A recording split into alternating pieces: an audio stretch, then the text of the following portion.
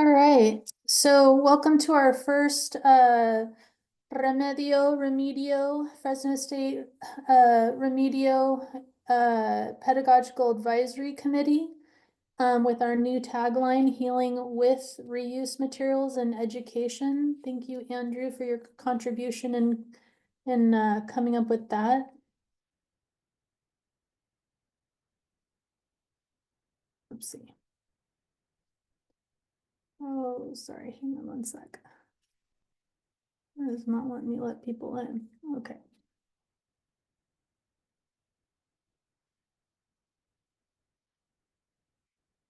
Um, so I want to start with a land acknowledgement. I'm new to the valley. I've been here a little over a year now, so I'm still learning about the local native folks. And this is actually an image by Professor Jamie Nakagawa Boli, who collaborated with me on the first Remedio series of thinking with the languages of place and drawing, and her beautiful land-based art that she shared with us that evening. If you're interested in that, I can send you the video. So I'd like to begin with a land acknowledgement that's inspired by the Australian Acknowledgement of Country. This was actually a land acknowledgement created by a group of children in the possum room of an Australian preschool, and I've adapted it to our place and context. So if you want to join me in this little movement exercise, we raise our hand to the sky that covers the Mono and Yokut's land. Raise your hand up to the sky. We place our hand on the ground in the care of the Mono and Yokut's land. Place your hand on the ground. We place our hands on our hearts in the love of the Mono and Yokut's lands. Place your hand on your heart.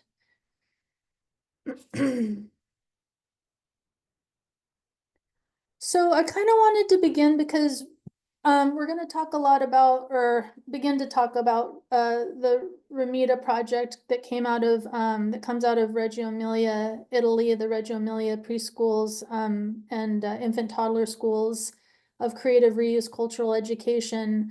But at its heart, what Remida means to me is it's really about relationship more than even materials.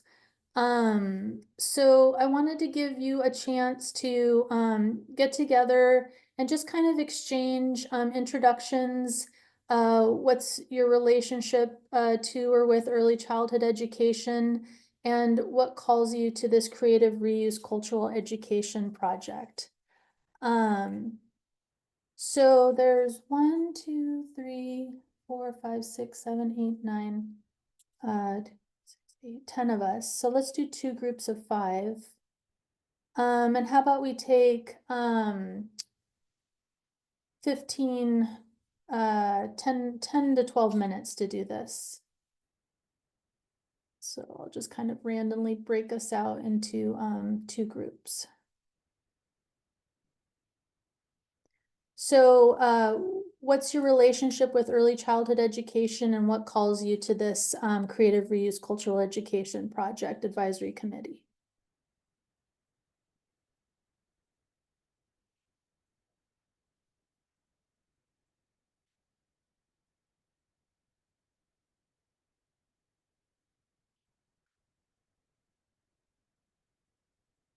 Vanessa, I am only wearing this necklace for tonight, I promise. I can't hear you.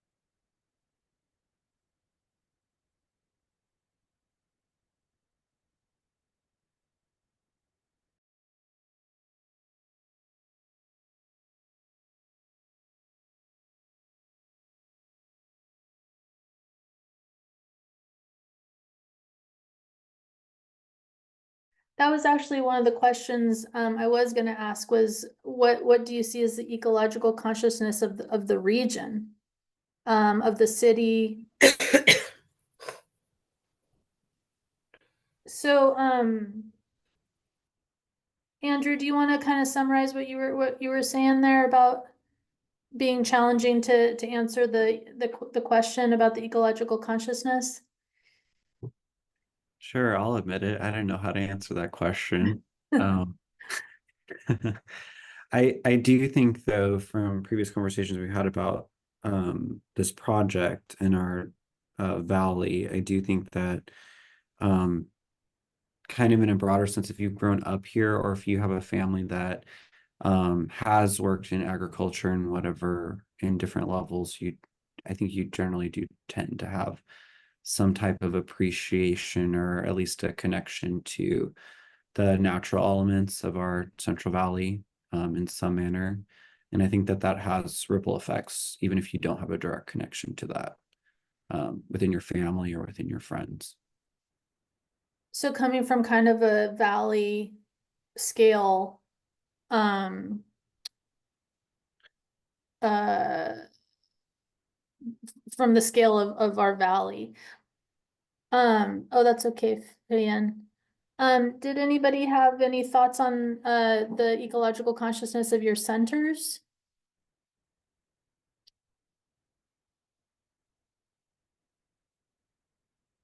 or of your program? Liz, you're at Clovis Community College. Is there an ecological layer to Yeah, I was just actually just asking because I missed the breakout question. We were talking, I didn't even read it. Could you say it again? Yeah, I was wondering where you feel the ecological consciousness of your program is at. Hmm. I mean, I think we could probably improve always. But we do, yeah, I'd have to think about that. Mm. Yeah, that's what I kind of am hoping to prompt is to kind of start thinking about it. Vanessa, how about your center?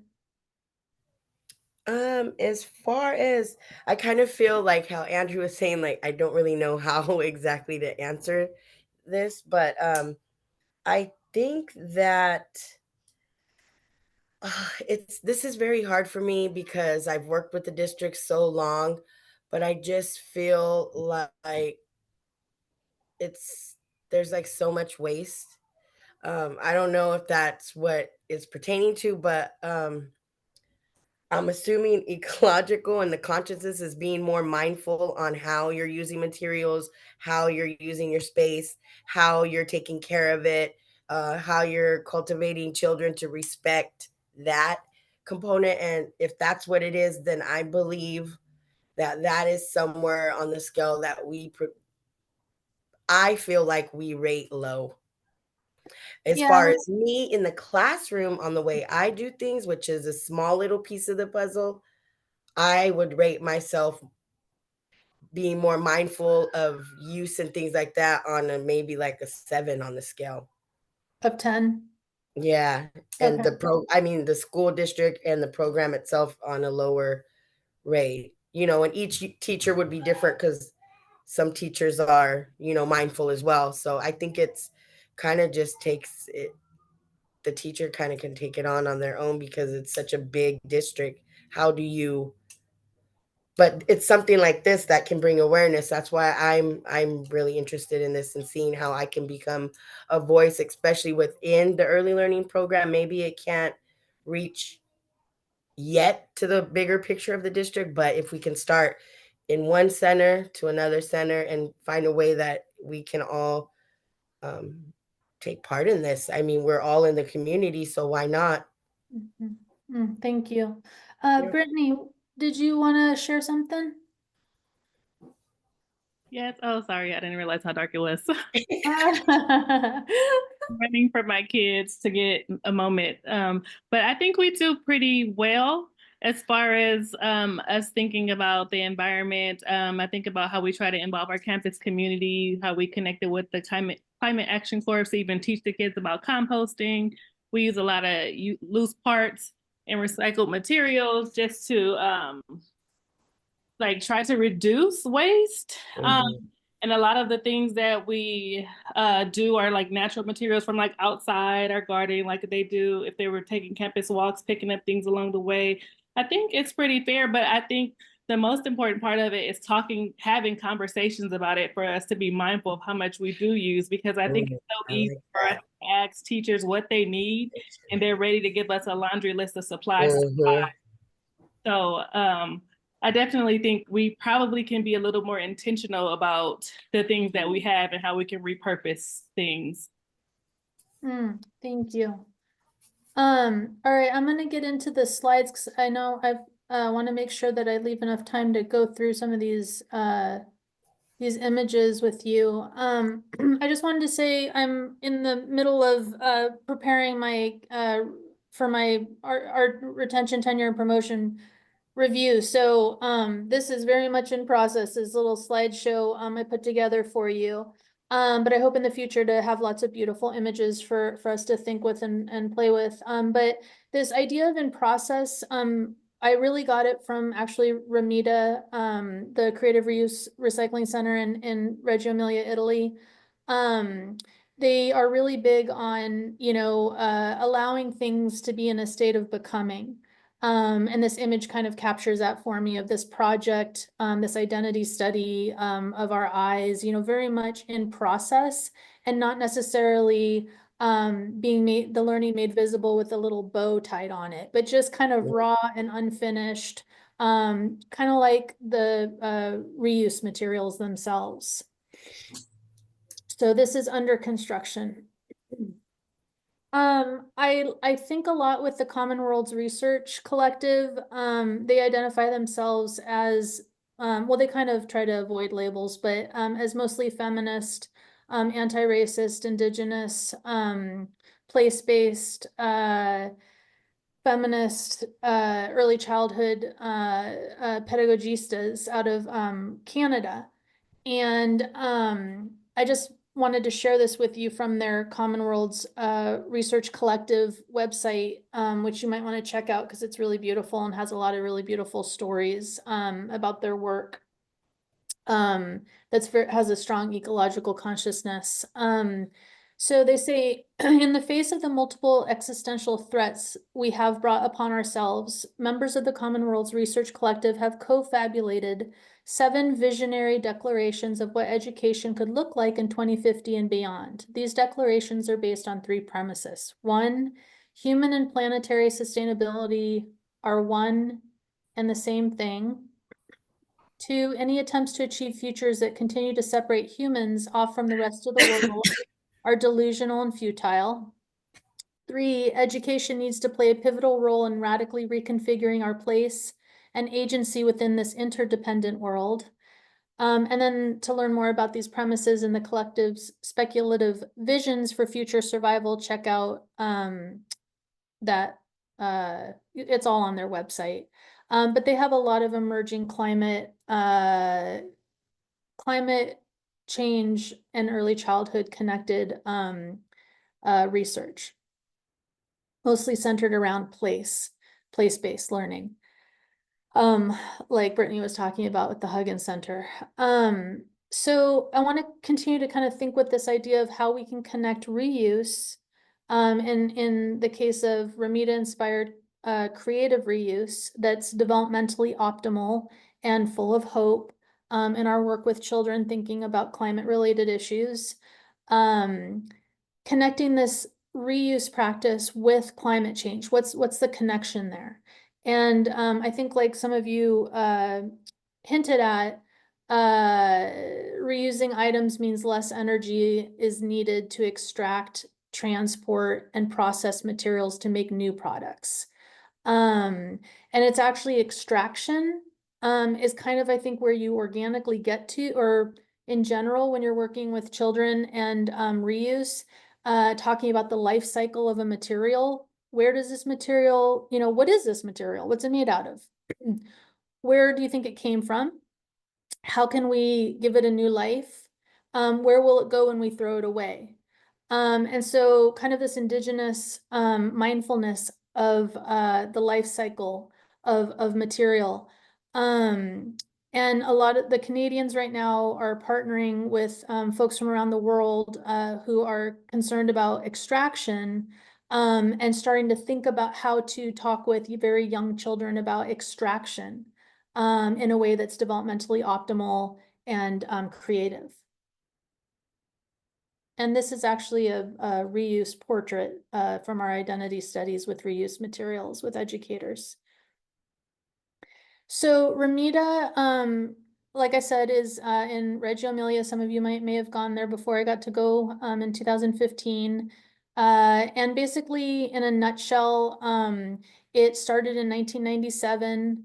And the Reggio Emilia municipal infant, toddler, and preschools are so deeply woven in and connected to their city of Reggio Emilia that they have a relationship with the water company where the water company sends their trucks out to collect discarded materials from local manufacturers. And there's a lot of manufacturing out of Reggio Emilia where they donate their defective materials, often in bulk. So if a motorcycle helmet had a defect in the plastic lens, they might donate, 500 of those plastic lenses to Remida Recycling Center, where teachers and children and community members, families can engage the materials with the children. It's a beautiful center, and apparently they have a new one now that's even bigger. So this is an example of how they display these materials in a really beautiful way that honors the materials, that dignifies the materials. And the basic premise is children have complex theories, and an image of the child is having complex identities, complex theories, and that children have the right to express these complex identities and theories with complex materials. And some of my dissertation work on Remida inspired reuse with identity studies with young children shows that these materials are hyper open-ended, is what one studio teacher called them, extra open-ended, and they're fluid materials, right? So like Brittany was saying, they're loose parts. And so rather than fastening them together and throwing them away, the children can use them in infinitely, variable ways. And if they want to capture it, take a picture. And so the materials themselves arguably also have the right to take on new identities. There are 17 certified Remida centers worldwide. I come from Portland State, where I was at for 17 years. I coordinated a Inventing Remida Center there that we started from scratch, basically. We wanted to get certified. However, the process involves like 20 grand and like flying all the like Remida folks out to where you're at. It's expensive, and in the end, we really kind of scratched our heads and asked ourselves, is this really that important to us to become certified? So we were inventing Remida Portland. It's not a certified center. And I'll get back to that when I talk about REMEDIO, the name change. So this is a center in Germany, and mostly the certified centers are in Europe. Not mostly, they're in Europe. So they're close to the mothership, which I think makes a big difference.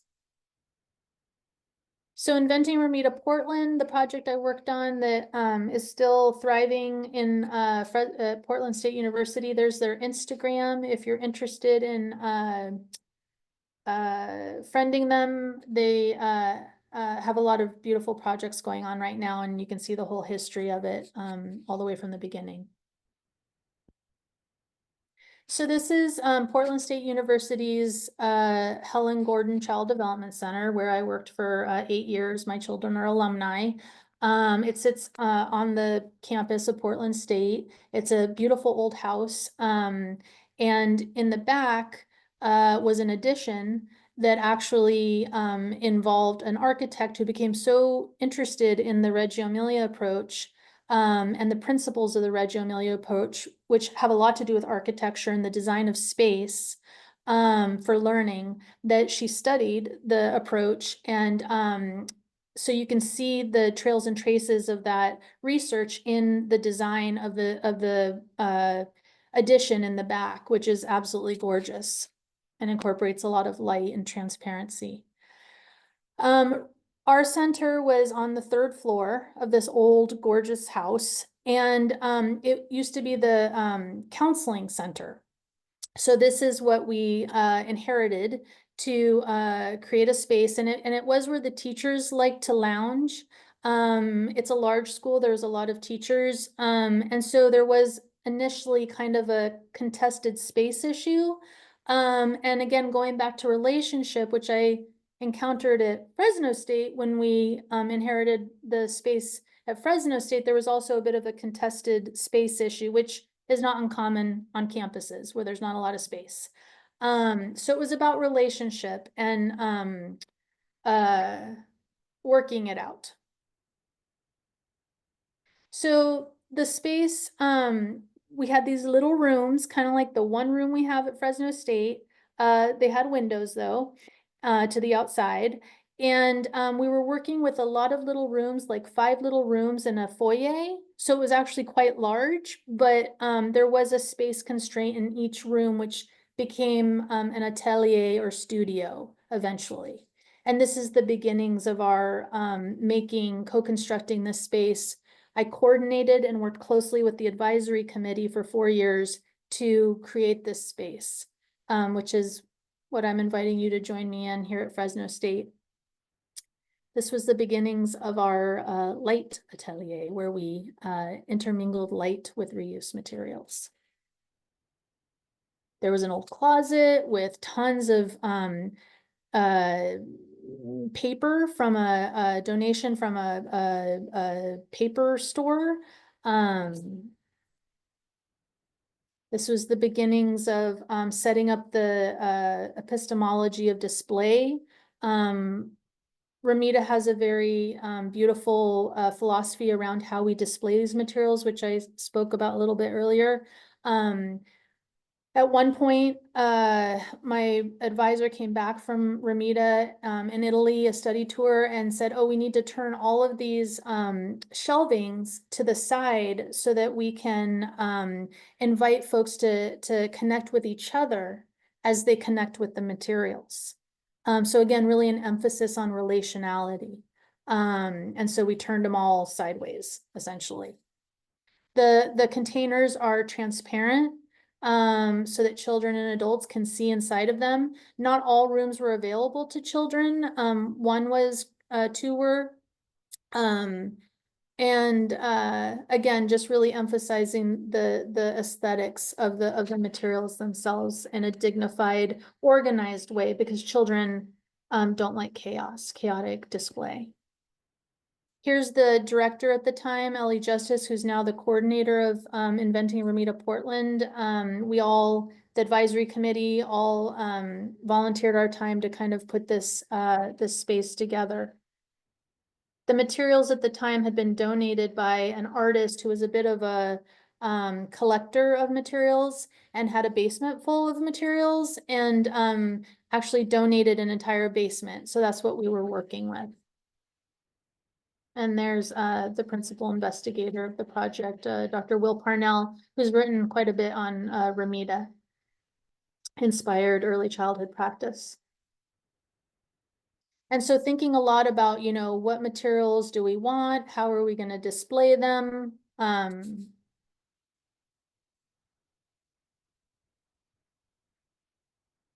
Tile donated by a parent who was a designer, interior designer. Here's the foyer.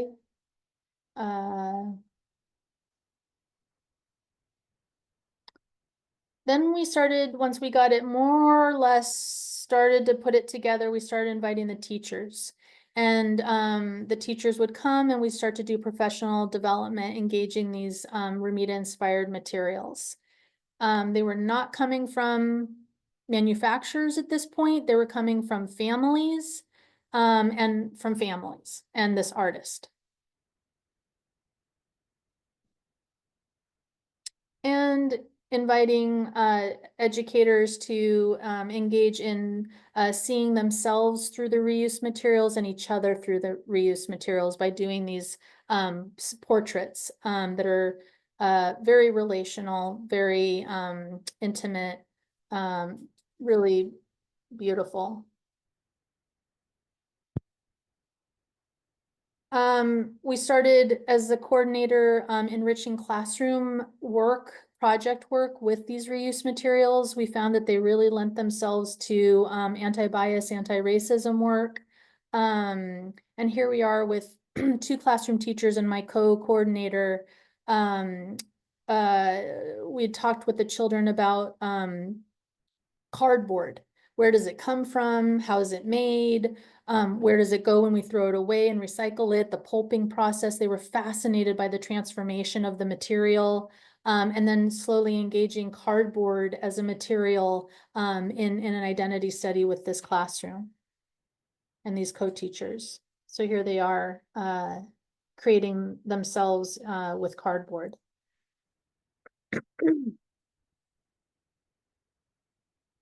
Many workshops with educators from all over the city, from Canada, from Japan. We had a deaf program come and international studies students. And we engaged these face ovals that had different skin tones. And the educator would choose their skin tone, and then their pair would make a representation of them on the skin tone that they chose. So kind of introducing educators to how to do this work with children by doing it themselves. Here we have these carts that we eventually started to secure so that we could move the materials around to workshops and classrooms. And so you've got a lot of tactile, a lot of hands-on, a lot of engaging with the materials and thinking about identities. This was our light atelier. Once it got kind of further along, a visitor to the center.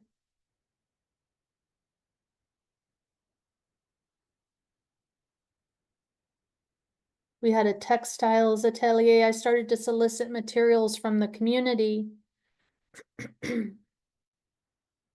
We had an infant and toddler atelier because there's, issues around reuse materials with very young children that we decided merited its own space to think about and display developmentally optimal materials for working in small groups with infants and or toddlers, really. But then how to begin to incorporate the materials into infant spaces, even if they're not thinking in a meta way about the materials, they're exposed to them. We started doing evening community workshops in this very little tiny space. This was when we started, we were exposed to the border crossings exhibit in the Loris Malaguzzi Center in Italy, where this idea of engaging the languages of reuse, the digital, and nature captured our imaginations. And so we started really playing with projectors. Here we are in Canada, engaging educators in the Shiny Fish Project. This idea of introducing an environmental issue to young children and then having them play with the materials to represent, in this case, wild fish. So we collected shiny materials for this, which was super fun.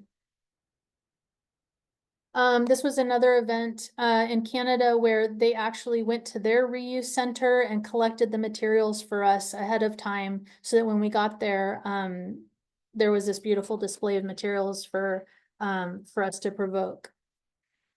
Here, clearly organized by color, which is one way to go about it. Natural materials are very much a part of the Remida experience. And again, engaging conversations between synthetic materials, natural materials, and the digital is its own project. Here's another thing we would encounter is what do we put the materials in? So they reuse these iPad boxes, which was gorgeous, and something I want us to think about towards the end here, what kind of containers we might use. A beautiful self-portrait that came out of the workshop.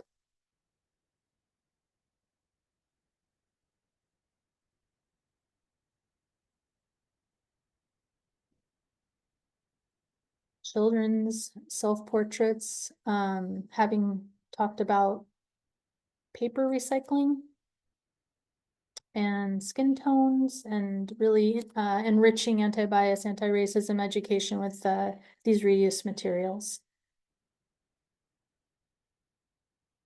Okay, so then this is wild. So my advisor and I go to the Dalles, Oregon, where we go to this little school. It was a child development center for the hospital. It's a small town.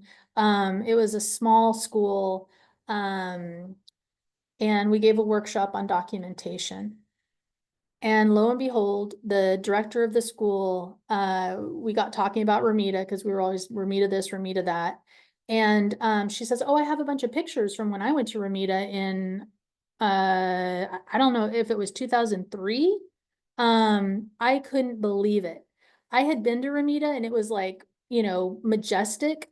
Look at these humble, humble beginnings and think about it in our context. It was Remida in its very beginnings. I mean, it was 1997, so I don't know why. I don't know why it says 2003. I think it was older than that. I bet you it was like 1998. Playing with light and reuse materials, metals. The beginnings of their epistemological display, thinking about how to display in a pedagogical way. Oftentimes they don't use baskets, which I think is really interesting. And we don't have any baskets at REMEDIO in Fresno State. So, and then they've got like almost like shopping carts full of material there.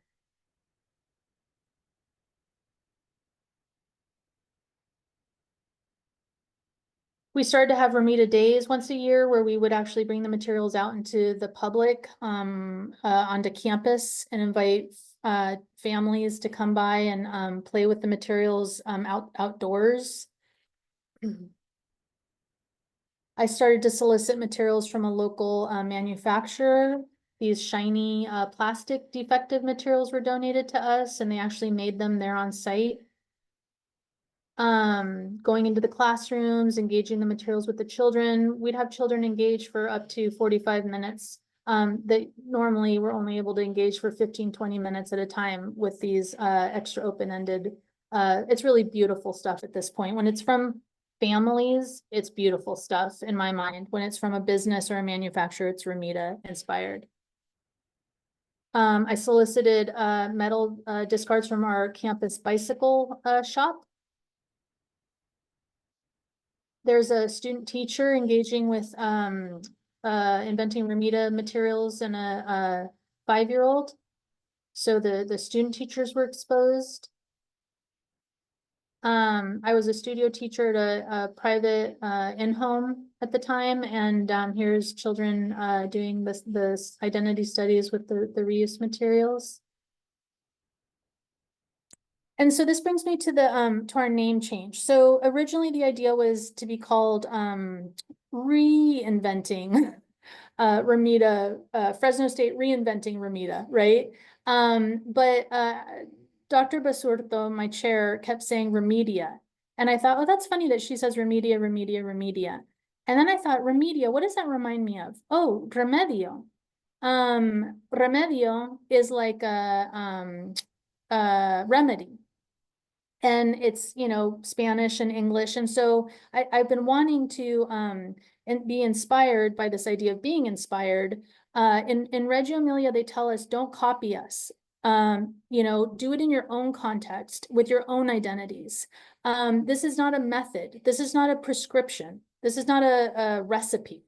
This is a composition for you to expose you to provoke you, to think with, to be inspired by, but do it in your own way. So Remedio, I think, speaks to the you know, predominantly Mexican American Latino population here in the Valley. And so that's how our identity has changed a little bit already. And there's our departmental administrative assistant. We went and got materials from a textile, a women-run clothing manufacturer in Portland. Okay, so this idea of the Remedio Pedagogical Advisory Committee. When I was in Oregon, there was a lot of folks that were familiar with the Remida concept. And so really the advisory committee was advising me as a coordinator on how to co-construct the project. Coming to the Valley, there's fewer folks that are familiar with the Remida project. And so I need an advisory committee to help me because I can't, you know, think by myself anymore. Thanks to Reggio Emilia approach. No, but because it's better, you know, to do it in relationship and to get multiple perspectives. And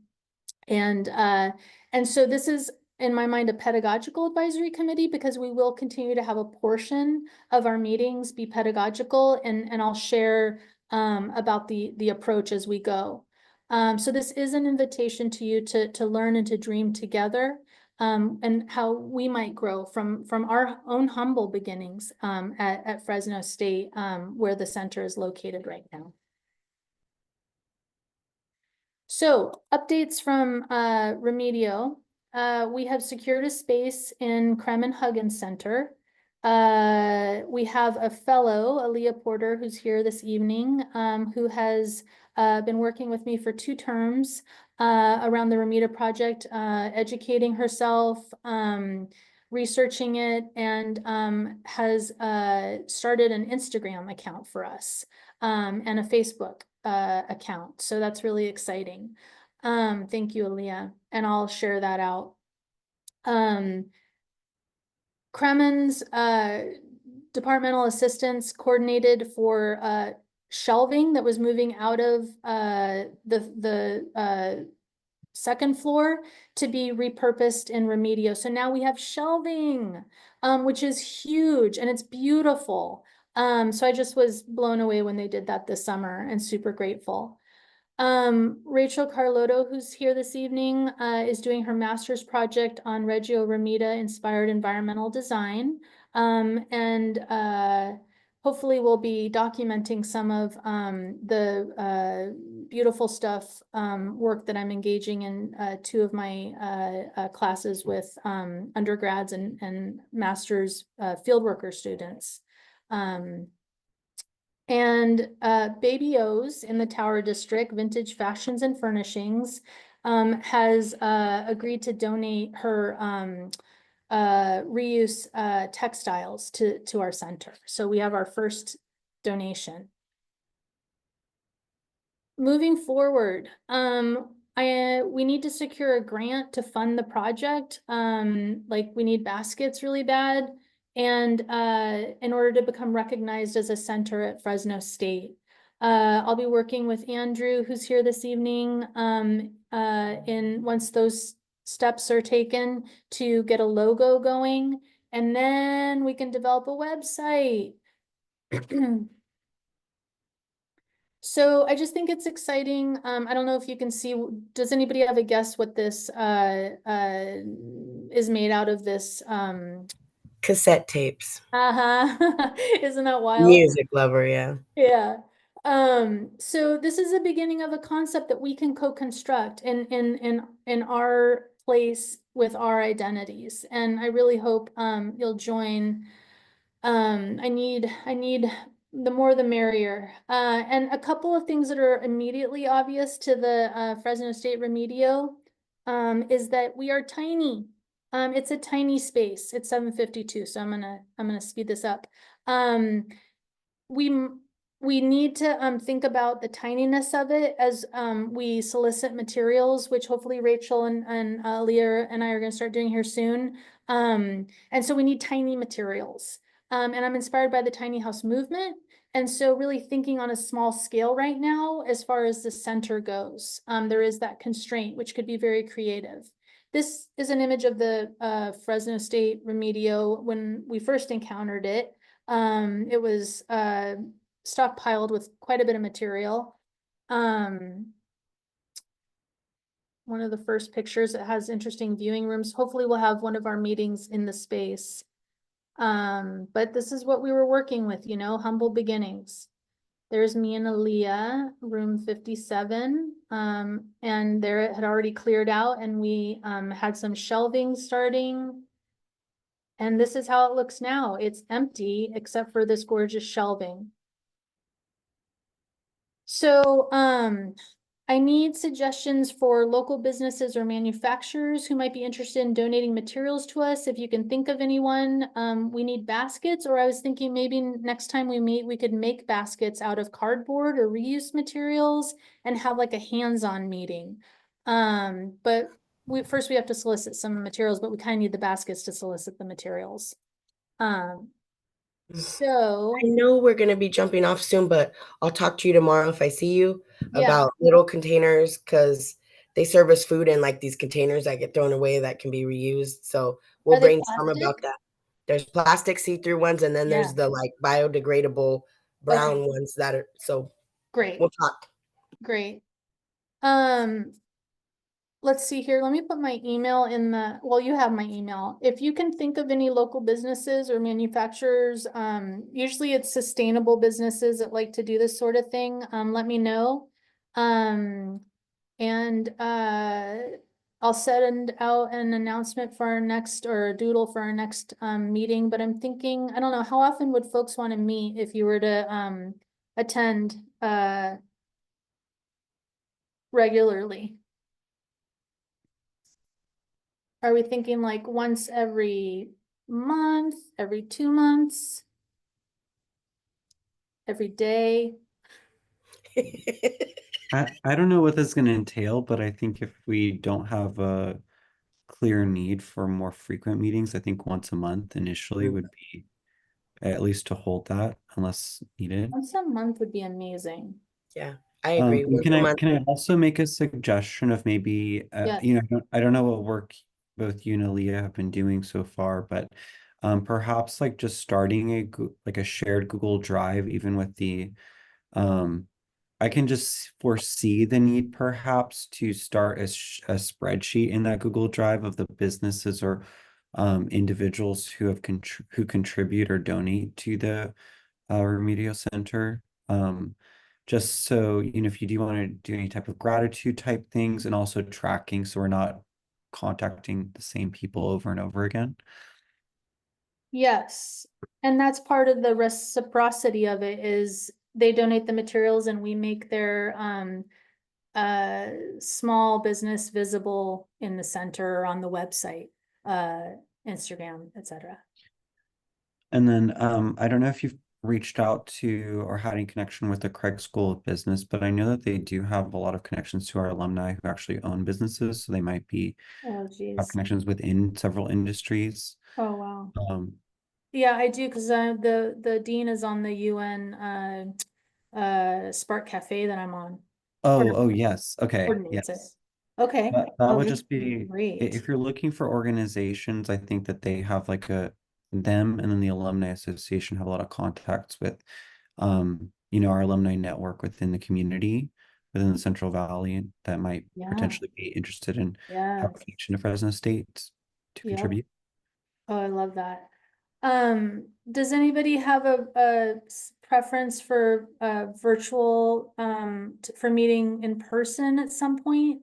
Is that something that is possible?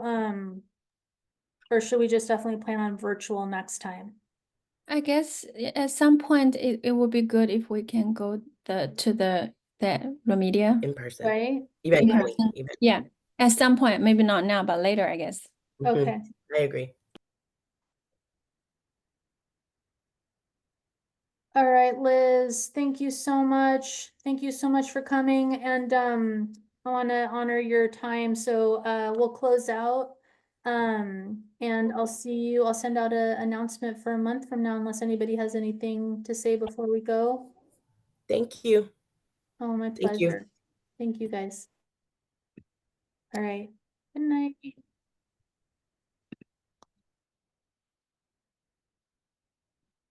Aaliyah.